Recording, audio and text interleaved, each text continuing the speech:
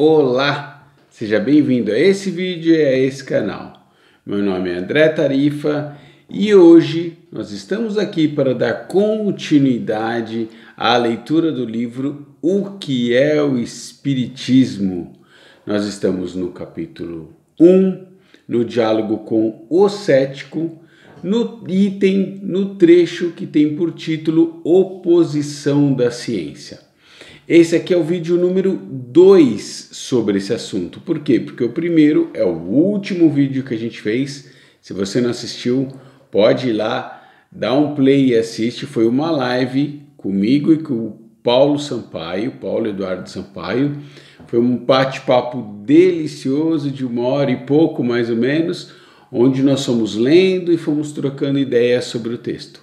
E hoje, esse vídeo aqui, agora solo eu, vamos terminar esse item, esse texto, tá legal? Até agora, o cético, que é uma pessoa predisposta a ouvir fatos positivos e negativos sobre a doutrina e tirar as suas próprias conclusões, o cético veio argumentando até agora com Allan Kardec sobre a oposição, o que alguns cientistas falavam contra a doutrina, e Kardec com seus argumentos maravilhosos, sempre ali fazendo os contrapontos importantes, necessários, diálogos necessários até hoje. Eu vou terminar a oposição da ciência aqui nesse vídeo, e no desenvolvimento dele, e ao final, você que está me assistindo, você vai perceber a importância desse tipo de conversa, de argumentos, até hoje, até os dias presentes. Lá no finalzinho, inclusive, eu vou dar algumas dicas de como as coisas não são opostas, ciência e doutrina espírita, ou a ciência espírita, como o próprio Kardec definia, e a ciência material, a ciência dos homens. Muito pelo contrário. Vamos lá? Continuando o texto, era até agora argumentos e contra-argumentos. Nesse momento, eu vou ler um trecho aqui de Allan Kardec, ainda com a seguinte afirmação: o espiritismo é uma questão de crença pessoal que não pode depender do voto de uma assembleia, porque esse voto, embora lhe fosse favorável, não tem o poder de forçar convicções. Quando a opinião pública se tiver formado a respeito, os membros dessas corporações a aceitarão sob o poder dos fatos. Deixai passar esta geração, levando os prejuízos do seu obstinado amor próprio, e vereis que se há de dar com o espiritismo o mesmo que se deu com tantas outras verdades, tão combatidas e de que hoje seria ridículo duvidar. Hoje chamam loucos os crentes, amanhã será a vez dos que não crerem. Foi o mesmo que se deu com os que acreditavam no movimento de rotação da Terra. Olha só, né? É tudo uma questão, a determinação, a firmeza, a convicção de Allan Kardec era tão grande nessa doutrina que ele sabia que com o tempo ela se estabeleceria naturalmente, como de fato aconteceu. Se não tanto na Europa, e sabe-se lá por que razões foram, existem uma série de fatores para se entender isso. Em outros tantos lugares, sim, a terra brasileira foi um berço super fértil para o desenvolvimento da doutrina, de uma maneira ou de outra.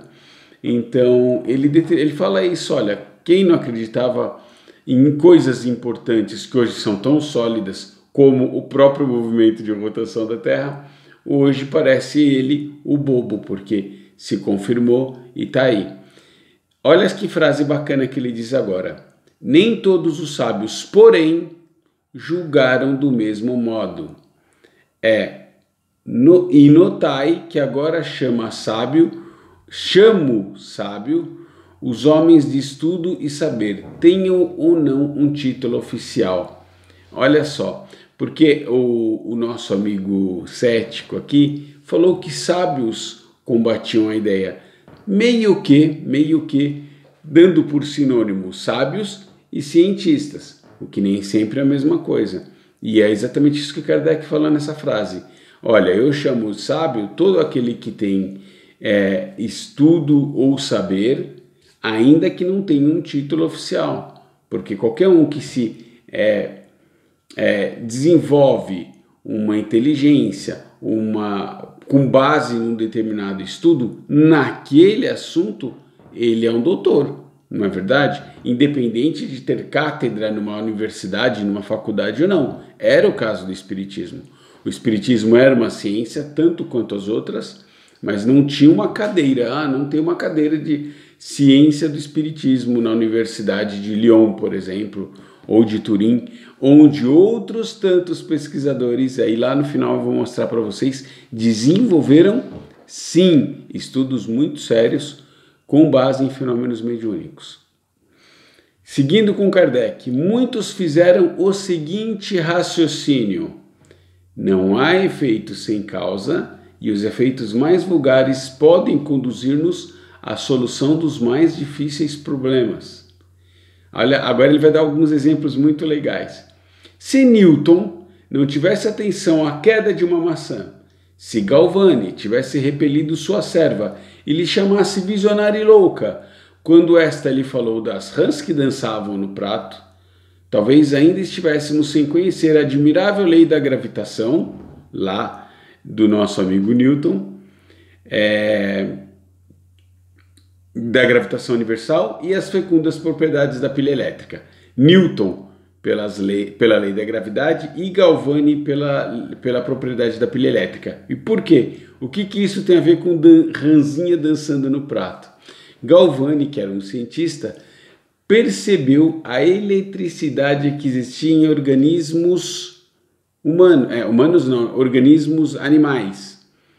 E isso veio de uma observação de uma criada sua com um movimento involuntário de rãs no prato. Olha só que coisa interessante. Como um gênio se propõe a abrir os olhos para qualquer possibilidade. E a partir desse estudo que ele fez, descobrindo essa eletricidade em organismos animais, foi que ele foi desenvolver depois estudos que levaram ao desenvolvimento da pilha. E a pilha é pilha mesmo, viu, gente? Eu fui até por curiosidade, na data que eu li esse texto, achei 4 vídeos no YouTube que mostravam esse estudo e esse desenvolvimento da pilha, que no fim é aquela pilhazinha que a gente usa hoje. No início eram enormes baterias, mas usando os mesmos princípios, que despertou pela curiosidade dele com as ranzinhas dançando no prato. Que interessante, né? Seguindo com Kardec, eles disseram ainda, já que tanta gente se ocupa com eles e homens notáveis fizeram deles objeto de seu estudo, é preciso que alguma coisa de verdade se encontre em tais fenômenos. Uma ilusão, uma farsa, se o quiserem, não pode ter esse caráter de generalidade. Seria divertimento para certo círculo, para certa sociedade, mas não daria a volta ao mundo. Guardemo-nos, pois, de negar a possibilidade do que não compreendemos, com receio de receber, mais cedo ou mais tarde, o desmentido que desabonaria a nossa perspicácia. Esse texto encerra, agora vai vir uma questão do cético novamente, mas esse texto encerra aquele raciocínio do seguinte: olha, não é porque, e isso vai desenvolver um pouco mais ainda, não é porque a possibilidade positiva e a possibilidade negativa. Pode ser que esses fenômenos tenham um fenômeno inteligente? A gente pode provar? Sim ou não? Por que você parte do princípio de que não, então? Se é uma possibilidade, tem que ser investigada a negação e a parte positiva, até que se chegue à conclusão. Essa era a questão de Kardec aqui. Sábio, na verdade, é aquele que está predisposto a fazer a análise sem nenhum pré-conceito sobre aquele assunto, para que daí sim, diante de todas as possibilidades, ele desenvolva estudos equânimes, justos, chegando à conclusão que melhor que aquele estudo lhe encaminhar, não é verdade? Seguindo com o nosso amigo cético. Perfeitamente, agora é ele falando com Kardec. Eis aí um sábio raciocinando com sabedoria e prudência. e sem ser sábio eu penso igualmente. Notai, porém, que ele nada afirma, mas duvida. Ora, qual é a base em que se firma a crença na existência dos espíritos e, sobretudo, de sua comunicação conosco? Esta é a pergunta do nosso amigo cético. Ao que Allan Kardec responderá: essa crença apoia-se sobre o raciocínio e sobre os fatos. Eu próprio não adotei, senão depois de meticuloso exame. Kardec aqui, já tinha estudado pra chuchu, viu? Não era o recém-publicado Livro dos Espíritos em 1 ano e meio, não. Já vinha de anos de pesquisa anterior. E ele era também um cético. Vamos lembrar, Allan Kardec também era um cético. Ele, a princípio, diante dos primeiros fenômenos, duvidou, falou que mesas não tinham inteligência, mesas não poderiam responder nada, e ao assistir os primeiros fenômenos, ele se colocou na posição de, opa, vamos ver se é possível provar que sim, vamos ver se é possível provar que não. E aí começa o desenvolvimento próprio dele, com toda a base científica que ele usou como mestre que era. Tendo adquirido no estudo das ciências exatas o hábito das coisas positivas, lembra do positivismo que a gente já conversou em vídeos anteriores? A ciência exigia a comprovação positiva, não aceitava mais nem dogma, nem, como é que a gente fala? Nem superstição, nada disso. Ciência positiva exigia provas positivas para que fosse tornado como ciência. Então vamos lá. Tendo adquirido o hábito das coisas positivas, sondei, perscrutei esta nova ciência nos meus mais íntimos refolhos. Busquei explicar-me tudo, porque não costumo aceitar ideia alguma sem lhe conhecer o como e o porquê. Eis o raciocínio, agora ele vai apresentar, olha só, vou até dar uma pausa aqui. Ele vai apresentar agora o raciocínio de um médico que não era crédulo do espiritismo e depois estudioso que foi do espiritismo, passou a defender fervorosamente. E aí olha os argumentos que esse médico dá. Alguém que era cético, conheceu o espiritismo, vou estudar melhor. E olha os argumentos que ele vai apresentar. Eis o raciocínio que me fazia um sábio médico, outrora incrédulo e hoje fervoroso adepto.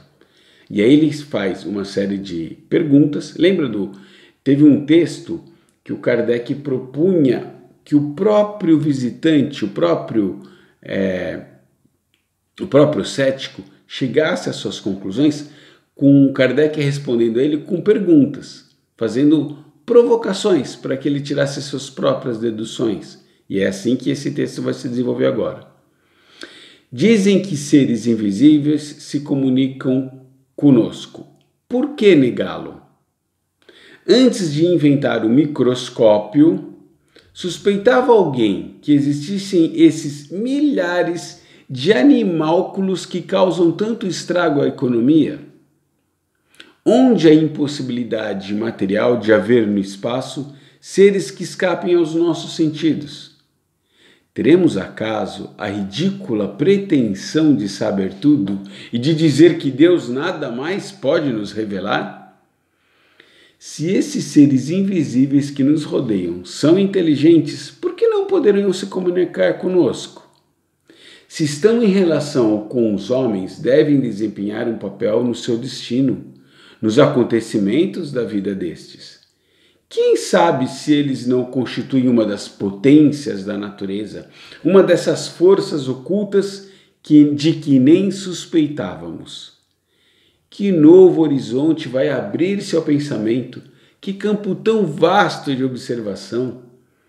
A descoberta do mundo dos invisíveis tem muito mais alcance que a dos infinitamente pequenos. Ela é mais que uma descoberta, é uma revolução nas ideias. Vou dar uma pausa aqui, tem mais, mas eu vou dar uma pausa aqui por conta dessa última frase. Ele compara a descoberta que foi feita com o desenvolvimento do microscópio, com os milhões, bilhões de micro-organismos que vivem no ambiente que eram cegos aos nossos olhos, vírus, bactérias, fungos e por aí vai. Isso tudo é um mundo completamente novo na ciência da época com o desenvolvimento do microscópio. Trouxe à luz, essa medicina deu um salto espetacular com essa invenção. E aí olha só o que ele diz, que a descoberta da vida invisível dos espíritos e a sua possibilidade de comunicação conosco era ainda mais importante que essa descoberta do microscópio e dos vários micro-organismos, né? Com a invenção do microscópio e com os vários micro-organismos que ele nos ajudou a descobrir e conhecer. Olha que legal, é muito lindo isso, viu? É muito importante, porque isso ainda acontece nos dias de hoje, que alguém tenha cabeça aberta para pegar uma ideia que não acredita, estudá-la, conhecê-la melhor e aí sim tomar uma decisão. O mundo que a gente está vivendo hoje é tipo assim, eu sou o que eu sou, eu acredito no que eu acredito e qualquer pessoa que acredite em algo diferente do que eu está errada. Ponto final. Não é verdade? Nós estamos vivendo num mundo de extrema intolerância nos dias de hoje. Por que é importante estudar Kardec num livro mais de 160 anos depois? Porque os argumentos que Kardec usa contra céticos daquele tempo vale para os céticos de hoje, vale para os intolerantes de hoje, vale para todos nós, porque não é porque eu sou espírita, não é porque eu estou lendo isso que eu também sou o dono da verdade. Cada época trouxe um descobrimento, cada época trouxe a sua revelação. Lá para Moisés, aquelas revelações que Moisés trouxe para o povo daquela época, que nada mais, nada menos era do que nós mesmos lá encarnados lá atrás, era importante para aquela época. Tantos séculos e anos depois vem Jesus, novas revelações, novos desdobramentos das mesmas leis universais, importante para aquela época. Aliás, importante para sempre, para sempre. E depois o Espiritismo, 1800 anos depois, mais e mais descortinando. Quem sabe, em pouco tempo, não teremos ainda mais revelações, a fim de que nós, ou não digo revelações, mas teremos o casamento de várias correntes diferentes, nos abrindo ainda muito mais a mente. E eu vou propor isso no final desse vídeo. Imagina a hora que ciência e espiritualidade caminharem ali, juntinhos. O mesmo salto que se deu com o microscópio e os micro-organismos lá atrás, com a luneta e os planetas todos, que fez a gente entender que a Terra era redonda, movimento de translação, rotação e etc. Essa hora, palavras de André Tarifa, hein? Não quer dizer que seja correto também. A hora que espiritualidade e ciência caminharem juntinhas, vai ser o próximo grande salto que nós vamos encontrar na humanidade. Em tudo, na medicina, na ciência, nas relações sociais, nas relações humanas, em família, com todas as filosofias e religiões existentes no planeta, e seja lá em que época que isso acontecer, tudo vai mudar na hora que essas duas coisas caminharem juntas. Opinião minha, mas eu acredito plenamente nisso. E eu vou indicar lá no final por quê. Seguindo com o nosso médico aqui, que era o incrédulo e passou a ser o espírita. Cadê tu? Quanta luz pode projetar esta nova descoberta? Quantas coisas misteriosas explicadas? Os crentes são ridicularizados, mas que valor tem isso quando mesmo se tem dado a respeito de todas as grandes descobertas? Cristóvão Colombo não foi repelido, sobrecarregado de desgostos, tratado como insensato? São ideias tão estranhas, dizem, que não se lhes deve dar crédito, mas a isso se pode responder que data de meio século a possibilidade de, em alguns minutos, estabelecer-se correspondência entre dois pontos opostos no nosso planeta em algumas horas, atravessar-se a França com o vapor produzido por um pouco de água fervente, um navio avançar contra o vento e tirarmos da água os meios de iluminar-nos e aquecer-nos. Quem, há meio século, se tivesse proposto iluminar toda a cidade de Paris em um instante e com um só reservatório de uma substância invisível apenas, conseguiria fazer rir de si? Será isso, porventura, a coisa mais prodigiosa que o espaço ser povoado pelos seres pensantes, que depois de haverem vivido na Terra, nela deixaram seu invólucro material? Não se achará neste fato a explicação de tantas crenças que existem desde os mais remotos tempos? São as coisas que bem merecem estudo aprofundado. Estes são os argumentos do médico. Ele compara, né? Olha, gente, isso a gente está falando nessa data. Ele pegou descobertas dos últimos 50 anos e mostrou o quão absurdo seria se 50 anos antes se tivesse afirmado as coisas que já existiram. E aí é que ele cita o telégrafo, o vapor, a energia elétrica. São coisas que na época, 50 anos antes, eram completamente impensáveis e que nesse instante revolucionavam a Europa. Aliás, é o período da Revolução Industrial, do grande salto que se deu com estas tecnologias. Bom, vamos trazer para os dias de hoje? Eu sou do tempo que ainda não existia internet para todo mundo. Tá vendo essa barba branca aqui, ó? Esses cabelos brancos denunciam isso. Não tinha internet. Eu fiz trabalhos em enciclopédias enormes. Tinha que ir na biblioteca, pegar o livrão, copiar na mão, em papel ao maço, entregar para o professor. Se lá nos meus 15, 16 anos de idade, e antes, um pouco antes, alguém falasse para mim, um dia você vai ligar um computador na sua casa. Computadores já existiam, mas não eram coisas que você tinha na sua casa. Existiam os grandes computadores em centros de processamento de dados de algumas empresas, não eram todas que tinham. Muito bem, as grandes principalmente. Se alguém naquela época falasse para mim, não, daqui a é só você vai ter um computador na tua casa, você vai ligar, você vai entrar numa rede mundial, você vai conversar com pessoas do mundo inteiro, você vai acessar todos os livros e bibliotecas que você quiser e vai fazer sua pesquisa em pouquíssimos minutos. Eu acreditaria? Seria lindo, né? Aliás, no meu tempo a gente assistiu o desenho dos Jetsons, que mostrava como seria o futuro, com carros voadores, com planetinhas, e podendo fazer viagem, robôs nos atendendo, videoconferência, coisas que hoje a gente tem em abundância até. Aliás, a pandemia trouxe mais tecnologia em muito menor espaço de tempo, principalmente aqui nas telecomunicações, né? Aqui no YouTube, as lives e etc, etc.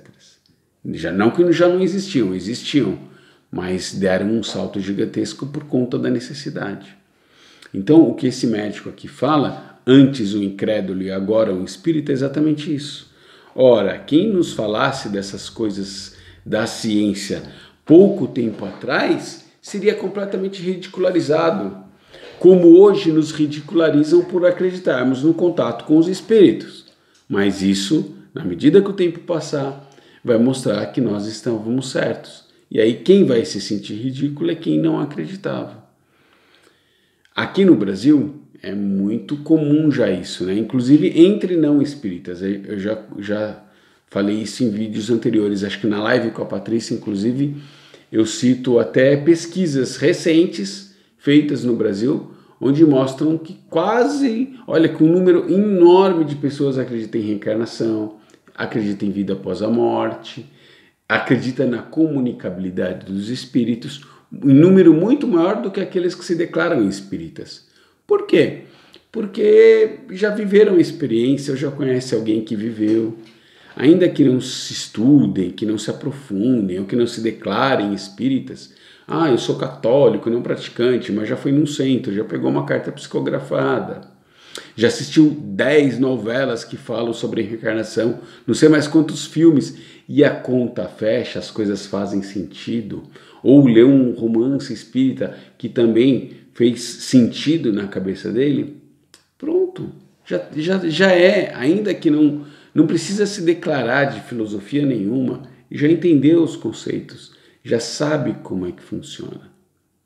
Próximo passo é conhecer mais, querer se inteirar mais, querer fazer a sua própria autoanálise, querer entender os valores morais por trás dessa filosofia. Isso é outro passo, mas acreditar em vários dos conceitos, muita gente já acredita. E não é só no Brasil não, fora do Brasil também.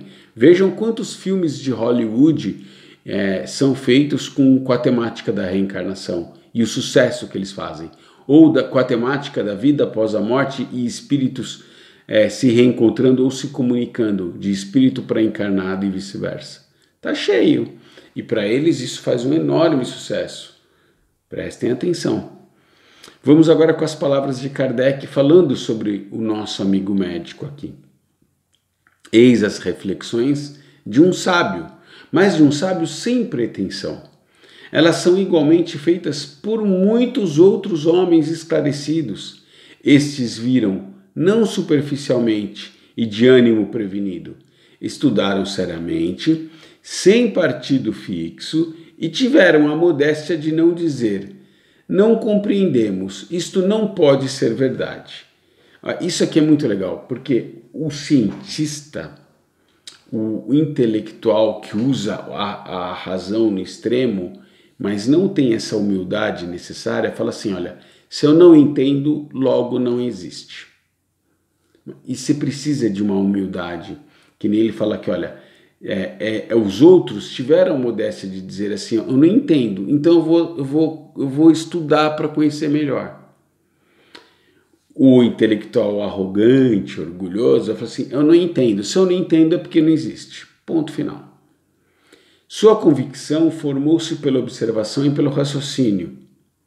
Se essas ideias fossem uma quimera, acreditais que todos os homens sisudos as tivessem adotado, que por tanto tempo pudessem ser vítimas de uma ilusão? Não há, pois, impossibilidade material de existirem... Opa, pulei demais aqui. De existirem seres invisíveis para nós, povoando o espaço.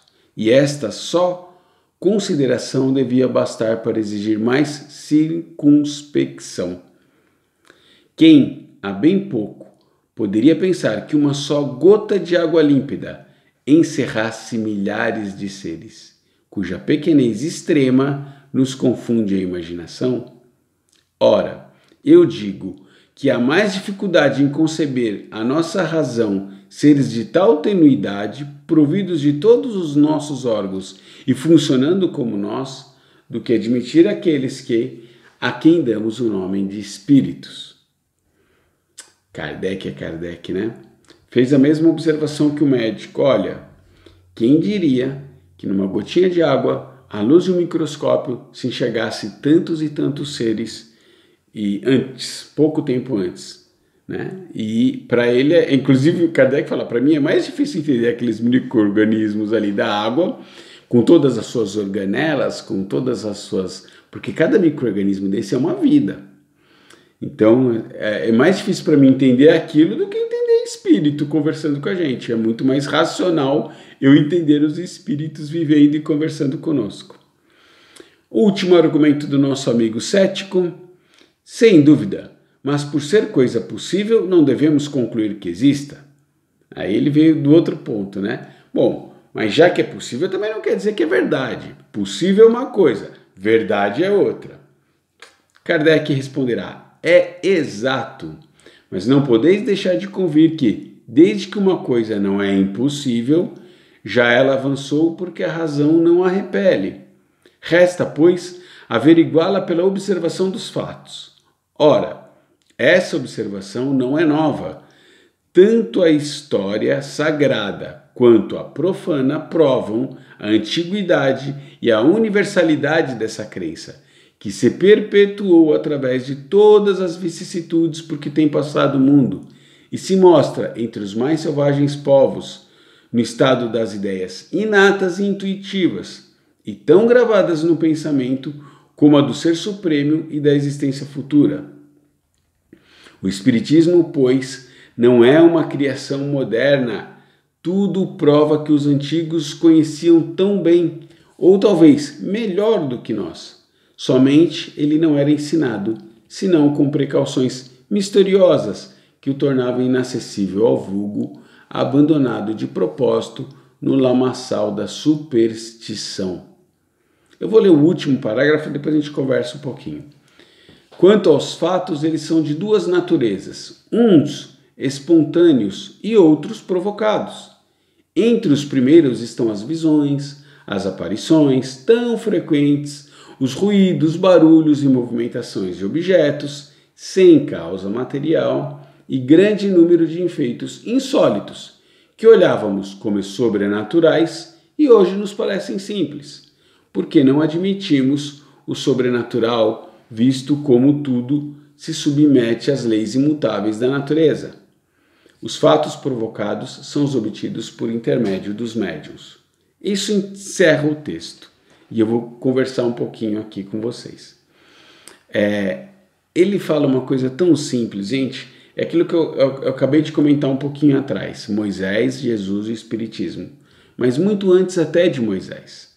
A nossa relação com o mundo invisível já existia em crenças diferentes, em regiões diferentes, em tempos diferentes.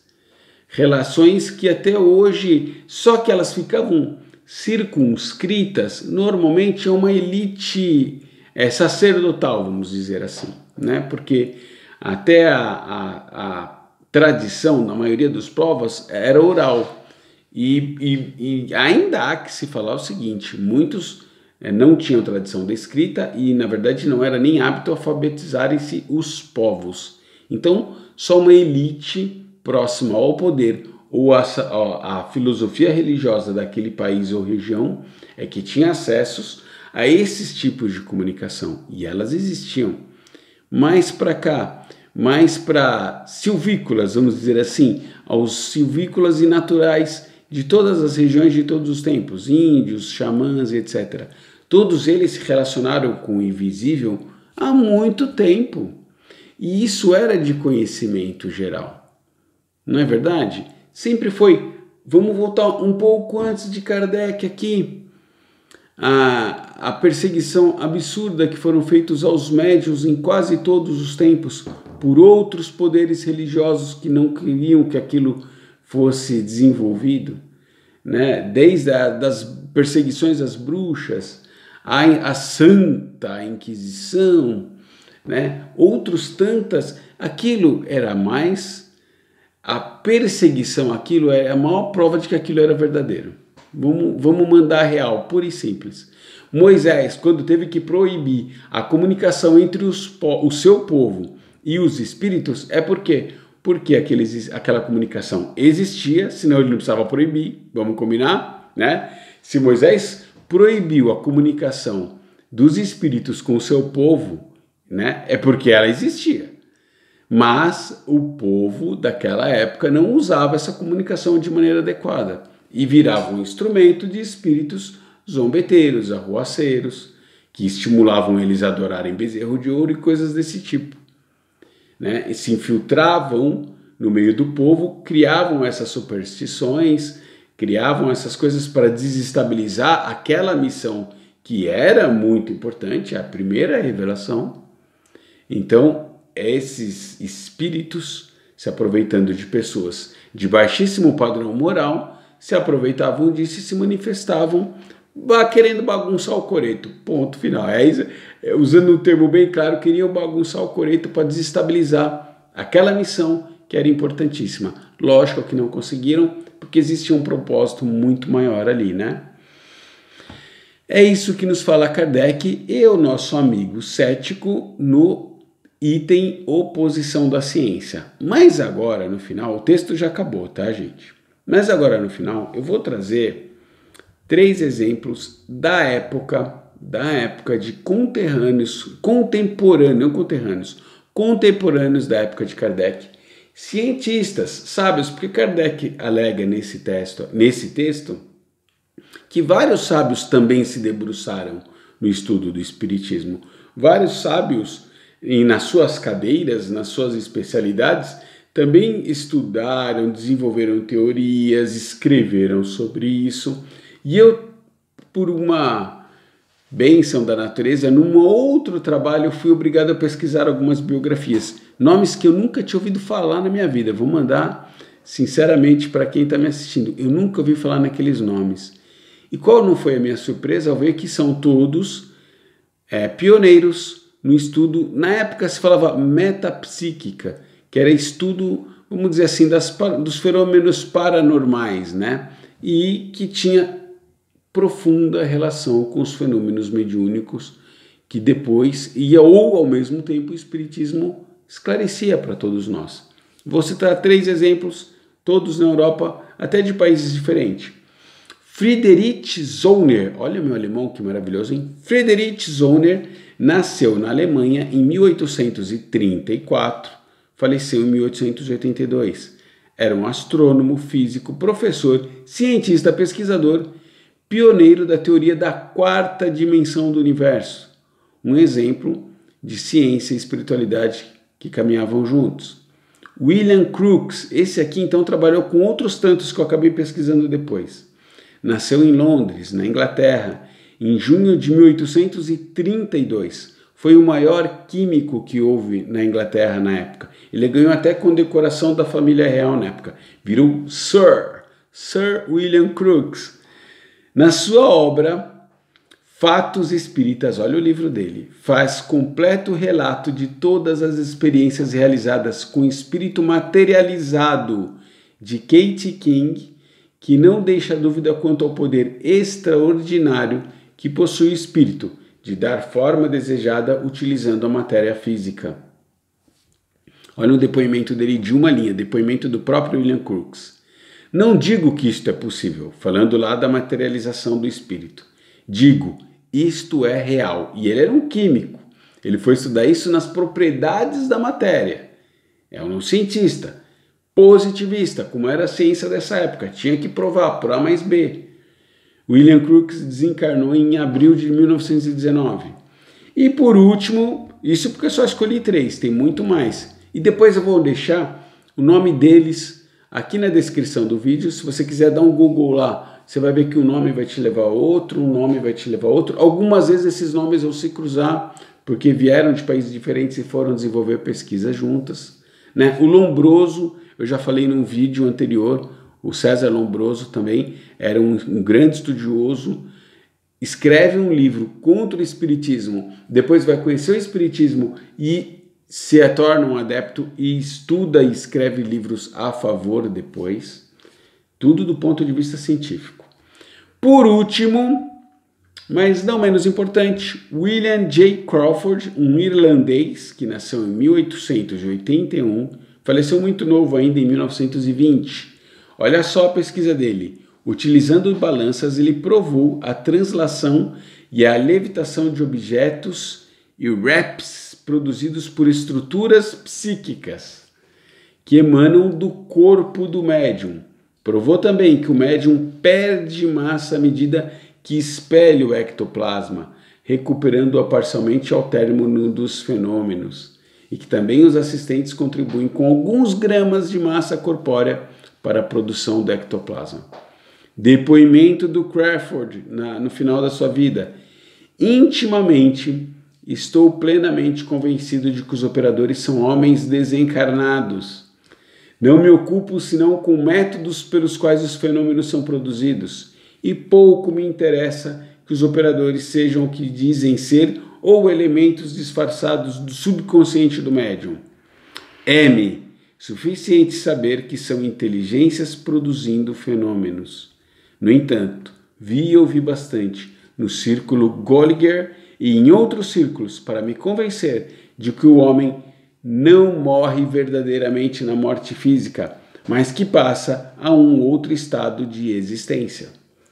3 cientistas de países diferentes, todos ali da mesma época, que fizeram isso aqui que Allan Kardec falou.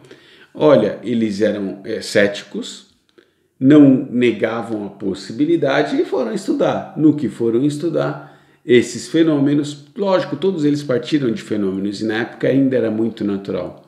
Com base nos fenômenos, desenvolveram suas pesquisas. Com base no resultado das pesquisas, passaram a acreditar tanto na vida após a morte, quanto na mediunidade, na comunicabilidade, nessas diversos fenômenos físicos que existiam na época, em especial da materialização, que acontecia muito. E acontecia muito por quê? Porque era importante para a ciência da época que essas coisas fossem comprovadas. Hoje não tem mais mesinha pulando por aí, girando. Tem? Respondendo pergunta? Não tem mais, porque não é mais necessário. Hoje são pouquíssimos e raríssimos os casos de fenômenos físicos, de materialização. Por quê? Porque não são mais necessários. Nessa época era. Então, nessa época, eles existiam os borbotões para que os cientistas que tinham a mente aberta fossem pesquisar e comprovassem o que o espiritismo trazia. Mas e hoje? Você vai me perguntar como está a relação da ciência e a espiritualidade nos dias de hoje? E eu, André Tarifa, lhe responderei. Aqui na descrição do vídeo eu vou deixar um link de uma live que eu assisti há poucas semanas. Aconteceu há pouco tempo, acho que agora em junho de 2021, com o Dr. Décio Iandoli Jr., que é um médico espírita que eu já conheci, inclusive, conheci de assistir-lo pessoalmente uma vez. Não tive nenhum contato com ele. Mas nesse canal Reflexões Amigos da Luz, ele faz lá uma live de 1h30 mais ou menos, com uma apresentação espetacular sobre a glândula pineal. Coisas que o André Luiz, pela obra de Chico Xavier, falou lá nas décadas de 1940 e 1950. Hoje, 2021, a ciência está traduzindo em ciência o que foi dito lá atrás. Olha como é sensacional isso. Eles estão pegando uma glândula. Aliás, vocês vão ver, eu aconselho, por favor, assistam o vídeo. Até André Luiz e Chico falam da glândula pineal nas décadas de 1940, Missionários da Luz, acho que é o 3º livro, então foi ali naquele miolão. Muito bem. O André nem traz a data certa, né? Estou falando de improviso. Muito bem. Anos depois, se descobriu que essa glândula pineal tinha propósitos fisiológicos. E aí vem todo um desenvolvimento científico em cima disso. E estudos científicos, estudos sobre a mediunidade, sobre o seu uso em transes mediúnicos, feitos em universidades, feita com cientistas, feita com médicos, no Brasil e fora do Brasil. Então, isso mostra aquilo que eu dei de spoiler lá no comecinho desse vídeo. A hora que ciência e espiritualidade caminharem juntinhas, e a gente está tão próximo disso acontecer, eu acredito que nós teremos um salto espetacular. Talvez seja o que falta para o dito mundo de regeneração. Fora, lógico, a nossa evolução moral. Aliás, provavelmente essa evolução, essa conjunção ciência e espiritualidade só se dará quando o homem tiver moral para fazer um bom uso dela. Eu estou quase certo disso. Essa é a minha opinião pessoal. Se você tiver uma diferente, não tem problema, comenta aí no vídeo e troca uma ideia comigo. Tá legal? Em breve sai um próximo vídeo, próximo assunto e vamos seguir em frente, né? Aqui embaixo tem Kardecpedia, tem BV Espírita, links para vocês acessarem o livro, leiam vocês também e cheguem às suas próprias conclusões, dividam suas experiências se você quiserem comigo. E todos esses nomes que eu falei, se você também quiser pesquisar para ter mais curiosidade, mais informação, e a live do Dr. Décio, que é eu escolhi um dos trabalhos que mostram como ciência e espiritualidade estão se aproximando nos dias de hoje. Tá legal? Se você gostou desse vídeo, espero o próximo, sei lá, se inscreve no canal aí, faz joinha, essas coisas que as pessoas pedem, não é muito a minha praia não, mas pelo menos você recebe notificação sempre que sair um vídeo, essa leitura continua, alguns desses vídeos serão no formato de live, como foi o último, com gente muito mais inteligente e capacitada do que eu, para bater um papo e fazer uma coisa agradável. Tá legal? Beijo no coração de quem teve coragem de me ouvir. 45 minutos, vocês merecem um prêmio. Fiquem todos com Deus.